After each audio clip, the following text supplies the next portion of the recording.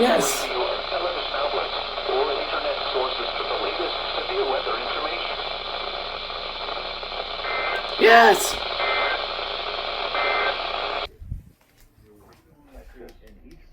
Remember, a severe thunderstorm watch means the conditions are favorable for the development of severe weather, including large hail and damaging winds in and close to the watch area.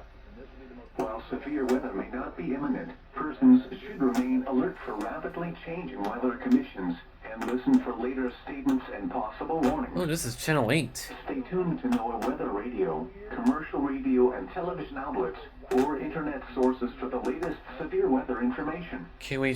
When's the last time you heard Lithuania in the news? Sick. When's the last time you heard